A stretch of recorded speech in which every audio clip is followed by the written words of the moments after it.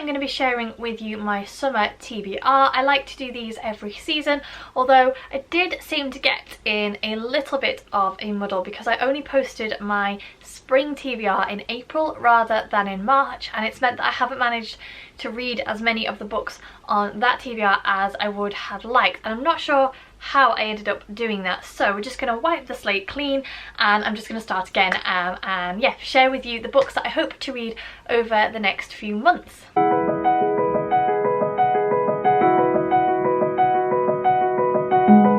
So I haven't picked as many as I would normally pick because we are going on holiday in the summer and we're going away for 3 weeks on a road trip, which I haven't actually talked too much about. I will do a separate chatty video about that later. And I'm not sure what books I'm going to want to take with me on that. Probably some light-hearted, easy to read ones. But having said that, I always enjoy reading a good fantasy when I'm away because I find I can just get absorbed into the world. So yeah, I haven't decided what I want to take when we go away, so I haven't added as many books to my TBR for that reason. And obviously if you've watched these videos before, you will know that there will also be a Bookish Mama's Choice, which is the book club that I help to run. I will leave the link down below. Yeah, there'll be one of those for each month as well. So without further ado, that's enough explanation and preamble. Let's just get in and start talking about some of the books. Quite a few of these are continuations of series, quite a few are shorter YA light-hearted books because, you know, it's summer and you just kind of want to read something a bit fluffy, don't you? And that definitely applies to the first book, which is Blue Lily Lily Blue by Maggie Stiefvater. This is the third installment in Maggie Stiefvater's The Raven Cycle. These are YA paranormal and they are just a bit of fun. I absolutely fly through them. I really enjoyed the first and second books. I can't talk too much about what this one is about without giving any spoilers away, but the basic premise of this series is that our protagonist is a young girl called Blue who has grown up her whole life knowing that when she kisses her true love he will die, and she falls in with a group of boys from a nearby private school, and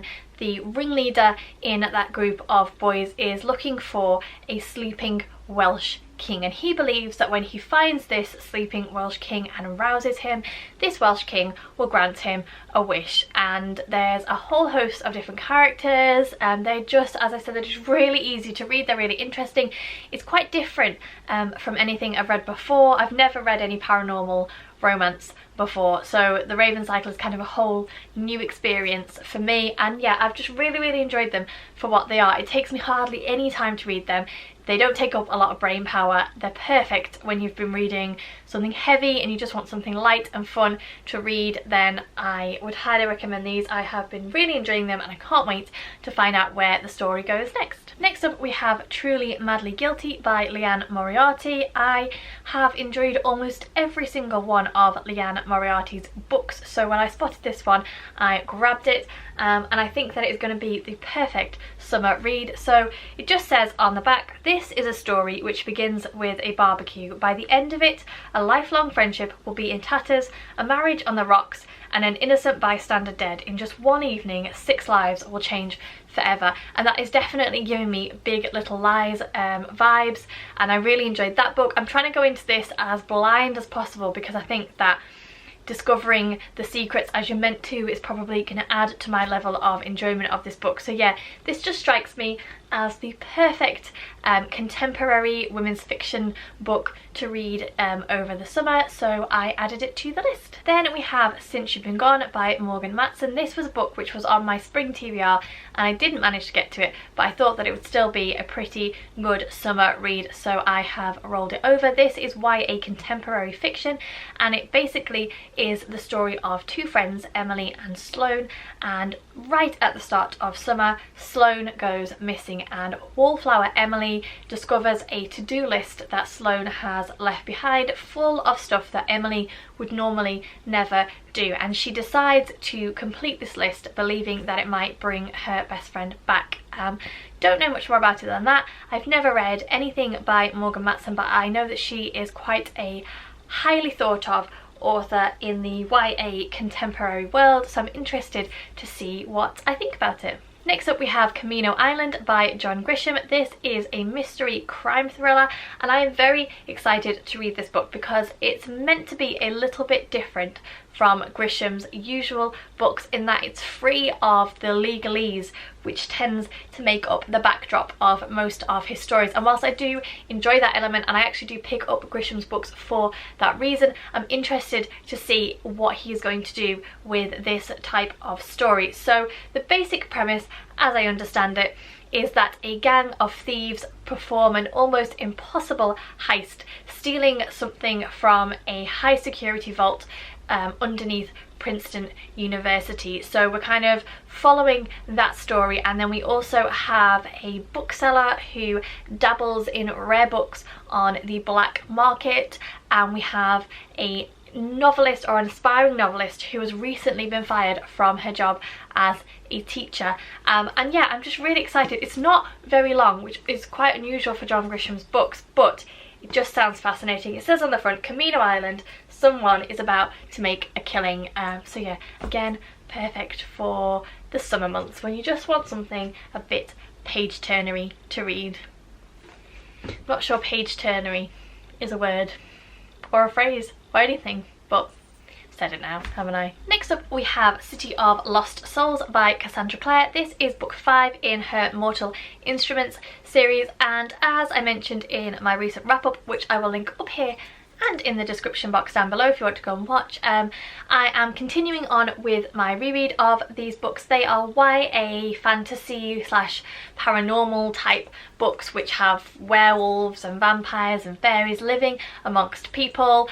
We also have shadow hunters who are kind of ass-kicking, demon fighting people who look after the general human population. Can't say too much about it because obviously it's the 5th book in a series, but again, as with the Raven cycle, these are just really easy to read books and I find them very enjoyable. I call them trash books, which I called this a trash book, not this one, the one I read in May. I called it a trash book on Instagram and immediately got a bunch of messages from people objecting to the fact that I referred to it as trash, but to me it's just that kind of binge reading throwaway book, a bit like the box sets that you binge watch on Netflix. You know, it's not going to change my life from reading it, but it's really enjoyable and I will just read them and read them and read them nonetheless. And I wasn't meaning it to be in a derogatory way at all, so I apologise if it offended you, but that's just how I view them.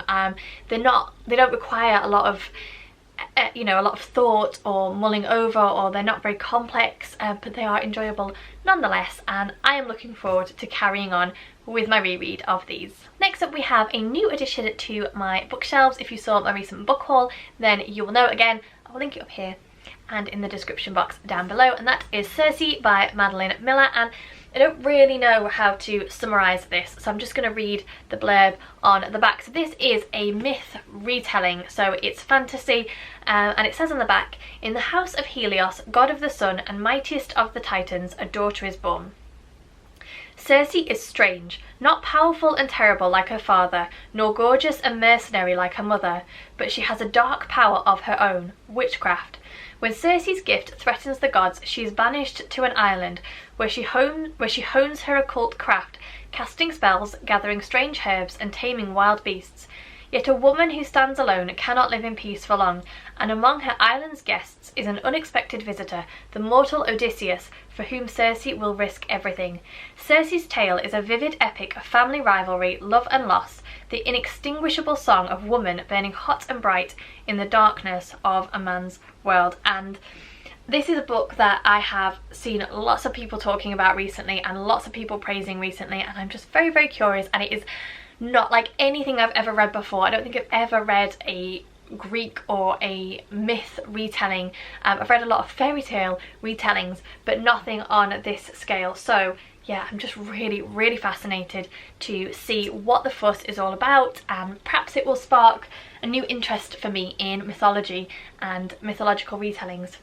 We shall see. Next up we have The 7 Deaths of Evelyn Hardcastle by Stuart Turton, and this is a funny blend of genres, which is partly what piqued my interest in this book in the first place. It's a mystery crime thriller with an element of fantasy thrown in. So the basic premise is that our protagonist Aidan gets to relive the same day 8 times, and each time he is trying to prevent the death of Evelyn Hardcastle, who is murdered at a party that her parents throw. But the twist is that every day when Aidan wakes, he is in a different body, which presents its own unique challenges. And that is pretty much all I know about this book, but I think that it sounds really interesting. I'm really curious to see how Stuart Turton will have blended those genres together, how he's going to introduce the fantastical element. Obviously it's a little bit of him waking in new bodies is kind of the fantastical bit, but yeah, I'm just really interested to see what this is about. I think it sounds absolutely fascinating and I can't wait. Then it wouldn't be one of my TBRs if I didn't throw in some middle grade, so I have chosen Wondersmith, The Calling of Morrigan Crow by Jessica Townsend. This is the sequel to Nevermore by Jessica Townsend, so obviously I've said this a few times, I can't say too much because I don't want to spoil the first book for anyone who hasn't read it, but once again we are back in the whimsical and magical world of Nevermore, and the basic premise of the first book is that Morrigan has grown up believing that she is cursed and that she is going to die. I can't remember if it was her 11th or her 12th birthday, and on the eve of that birthday she was whisked away to the magical land of Nevermore and sort of had to go and complete all these different trials in order to be included in a magical society. And these books are just such good fun. As I said, they are whimsical, there is mystery, there is magic, there is a whole host of interesting characters, and Morrigan as a protagonist is just a very likeable heroine, and I'm excited to see how the story is going to continue, how it's going to develop, and yeah, what's going to happen next. And actually Meg has just read this, although she got her copy from the library, and she said it was fantastic, so I'm very excited to see for myself what is going to happen next. And the final book I'm going to include on my list today is Daisy Jones and the Six by Taylor Jenkins Reid. Again, this is a new edition, I got this for my birthday, and again I'm pretty sure that this is doing the rounds in the book community at the moment, so it doesn't need too much introduction, but I'm just going to quickly read the initial bit on the blurb. It says, for a while, Daisy Jones and the Six were everywhere. Their albums were on every turntable, they sold out arenas from coast to coast, their sound defined an era, and then on 12th July 1979 they split. Nobody ever knew why until now. And again, as I said, this has been a very well received book in the book community, and I'm very fascinated to see what all the fuss is about. It's not like anything that I have read before. I've never read anything by Taylor Jenkins Reid, although I do own the other book. Is it the 7 Husbands of Evelyn somebody? I do own that book, but I haven't read it. But I thought that this was a perfect addition to my summer TBR, and I'm very curious to see what all the fuss is about, so now I have it. So there you go, they are the books that I hope to read over the summer. As I said, there will be other additions to this list just because I'm currently reading a book. I'm currently reading Eragon by Christopher Paolini, and there will be books that I want to take with me on holiday that maybe don't necessarily feature in that list. But we shall see. We shall see where the mooding read takes me over the summer. Do let me know what you guys are planning to read over the summer. Maybe it'll inspire me to add some books on to my already quite mammoth list. I always love to know what you guys are reading and recommending. Please don't forget to subscribe to the channel if you aren't already. Give me the thumbs up if you enjoyed this video, and I will see you all soon.